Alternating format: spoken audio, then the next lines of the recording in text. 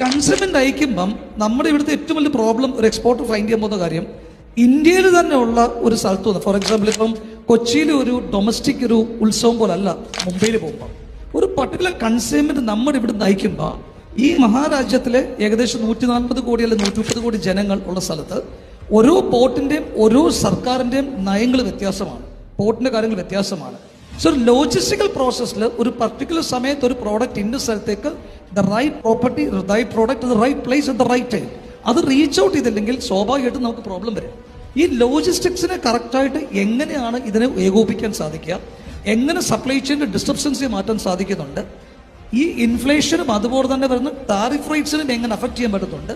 Total Jio പൊളിറ്റിക്സിൽ ഉണ്ടാകുന്ന മാറ്റങ്ങൾ എങ്ങനെ കാണാൻ പറ്റുന്നുണ്ട്, ക്ലൈമാറ്റിക് ചേഞ്ചിലുണ്ടാകുന്ന മാറ്റങ്ങൾ എങ്ങനെ കാണാൻ പറ്റുന്നുണ്ട്, ഈ കാര്യങ്ങളെ പറ്റി ക്ലിയർ ആയിട്ട് ഒരു ബിസിനസ്മാൻ മനസ്സിലായിട്ടില്ലെങ്കിൽ അവർ എക്സ്പോർട്ടിലേക്ക് തുടങ്ങുന്ന സമയത്തേക്ക് ദിസ് വിൽ ബാക്ക് ഫെയർ. അപ്പം സ്പെസിഫിക്കലി സപ്ലൈ ചെയിൻ എന്ന് പറയുന്ന എന്താണോ ചെയിൻ ഓഫ് മാനേജ്മെന്റ് സപ്ലയർ മുതൽ വെണ്ടർ തൊട്ട് ലോജിസ്റ്റിക്കൽ ആപ്ലിക്കേഷൻ മുതൽ ഫോർകാസ്റ്റിംഗ് തൊട്ട് ക്ലിയർ കട്ടായിട്ടൊരു പോളിസി ഡിഫൈൻ ചെയ്ത് അതിനെ ക്ലിയർ ആയിട്ട് ഇംപ്ലിമെന്റ് ചെയ്യാൻ സാധിക്കുന്നില്ലെങ്കിൽ by God's grace the business may go up but tariff rate come your business may come down.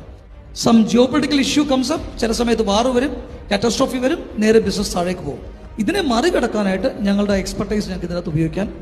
വളരെയധികം സാധിച്ചു എന്നുള്ളതാണ് ഞങ്ങളുടെ ഒരു വിശ്വാസം.